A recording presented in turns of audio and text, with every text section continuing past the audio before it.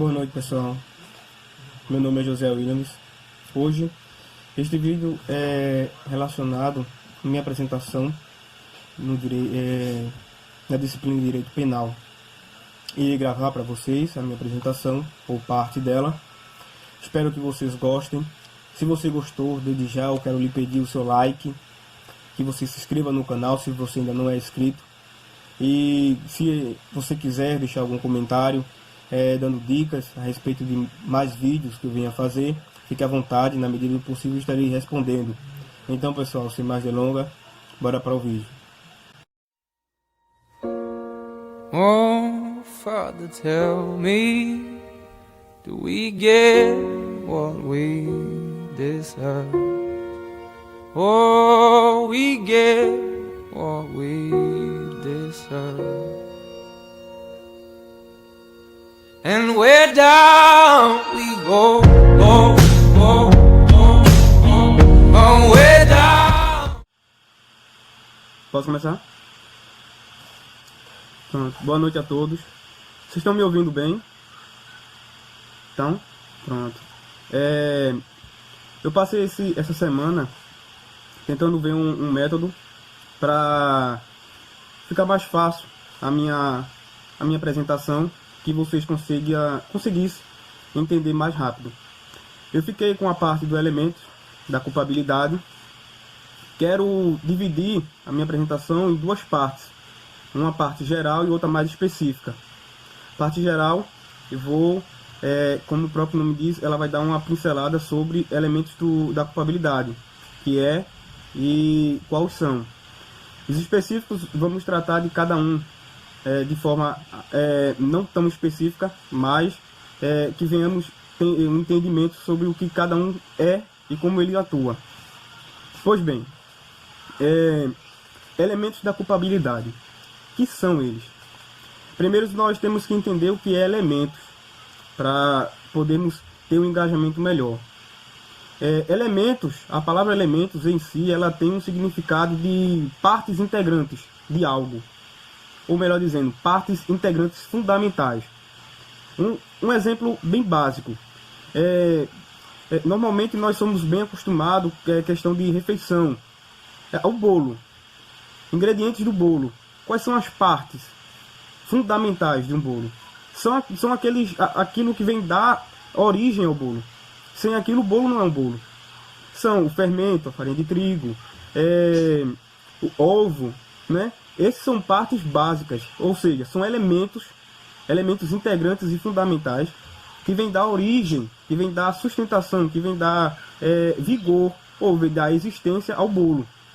Então, quando nós falamos em elementos da culpabilidade, nós temos justamente esse entendimento em partes integrantes e fundamentais que vêm a compor a culpabilidade.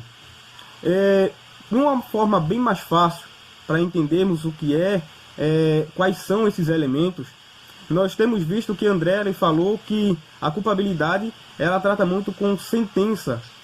Então veja só, para que compreendemos de uma forma bem mais rápida. Se eu estiver sendo muito rápido, vocês me avisam. De uma forma bem mais rápida sobre os elementos da culpabilidade. O que cada um são?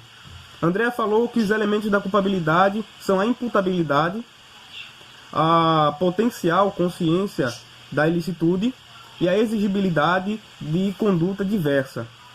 Veja só, o que são eles? O que são esses e como eles trabalham? Qual a sua forma de trabalhar? Por que eles são partes integrantes da culpabilidade? Vejamos que Eduardo ele falou sobre as teorias, como isso veio a surgir. Mas você tem que entender que se é uma análise, eu preciso colocar critérios para essa análise. Não dá para analisar sem critérios. Então, esses elementos eles estipulam critérios. Veja só, quando um agente, quando uma pessoa, ele comete um ato típico e ilícito, que agora André já bem definiu para a gente que eles são, é preciso a gente fazer uma análise, fazermos uma análise se a esse fato típico e ilícito, ao agente, agora não mais ao fato típico nem à ilicitude, mas sim ao agente, iremos atribuir uma pena. E se iremos atribuir uma pena, qual deve ser a medida dessa pena? Então, precisamos de critérios. Seria até lógico olharmos para a mentalidade, ou seja, a capacidade do agente. Será que o agente tem uma capacidade mental quando realizou esse ato, quando na execução desse fato típico? Será que ele tinha essa capacidade mental? Então, a matéria que vai fazer esse tipo de análise da capacidade mental do agente é justamente a imputabilidade. Ela é encarregada de fazer essa análise da capacidade mental do agente. Após estipularmos que o agente possui a capacidade mental no momento do fato típico, que ele tinha essa capacidade mental, é preciso analisar um outro fato, uma outra matéria. É a consciência do agente em relação ao que ele fez. Se ele conhecia, se ele tinha consciência, se ele tinha noção de que aquilo que ele estava fazendo, a sua gravidade. Entendeu? Vocês estão conseguindo me compreender? Então, veja só. Há essa questão da consciência. Se ele tem essa consciência. E após concluirmos esse outro passo, é preciso saber se, mesmo tendo uma capacidade mental sã, e mesmo tendo consciência, se ele poderia agir diferente do que agiu. Ou seja, seria possível ao agente agir diferente? Será que será que tinha essa possibilidade para o agente? Então, a matéria que vai cuidar dessa análise é a exigibilidade de conduta diversa. Esses são os critérios estipulados atualmente, que são também conhecidos como elementos da culpabilidade. Essa é uma visão geral. Assim como é visto os elementos da culpabilidade e a sua função e a sua importância. Percebam que sem esses três é impossível nós falarmos em culpabilidade. Vocês estão entendendo? Ou ainda não ficou um pouco claro? Estão conseguindo compreender? Sim? Sim? Sim. Pronto. Então vamos falar um pouco da imputabilidade.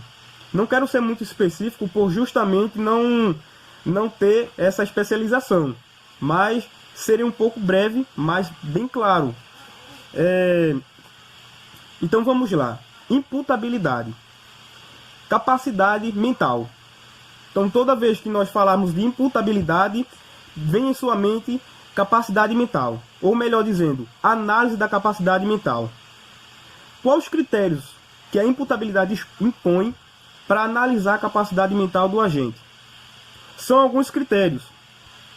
A doença, lógico, é uma questão até lógica, a doença mental do agente. Se o agente tem essa capacidade por motivo de doença, algo assim semelhante. O outro critério é a embriaguez, não só embriaguez de álcool, mas embriaguez em si. Se o agente perdeu a sua capacidade mental.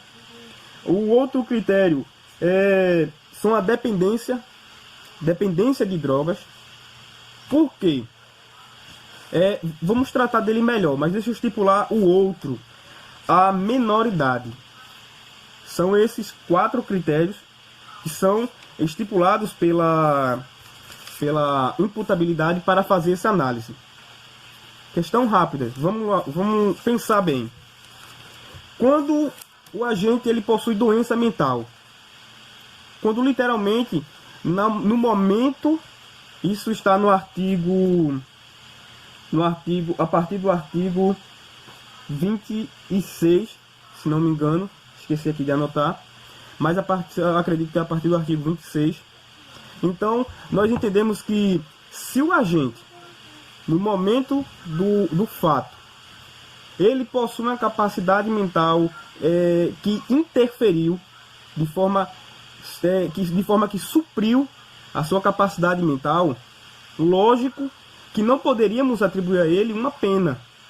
Não uma pena no caráter do direito penal, mas sim outro tipo de pena, como medida de segurança. Pois ele é um pouco perigoso, mas ele não tem a capacidade mental. Eu não queria gostar muito de usar essa palavra, mas o discernimento mental.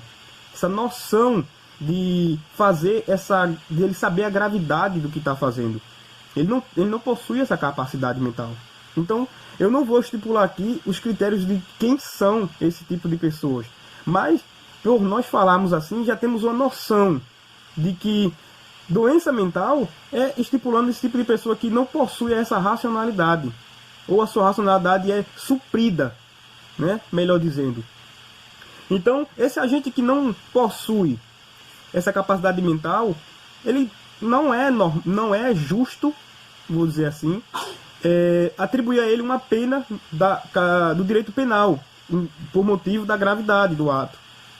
Mas, uma pergunta: como é que sabemos que esse agente... É uma pergunta até irônica, mas como é que sabemos que esse agente não possui capacidade mental? Questão lógica. Perícia. O perito é quem vai dizer se o agente, no momento do fato, possui ou não possui capacidade mental. Essa é a questão da perícia. O outro, a embriaguez. A embriaguez não tão somente de álcool, como eu falei, pode ser também de drogas afins. Essa embriaguez ela tem que ser diferente. Por quê? Nós vemos que uma pessoa vai a uma balada, acredito que esse nome que usa, vai a uma balada e chega lá, adquire Fátima,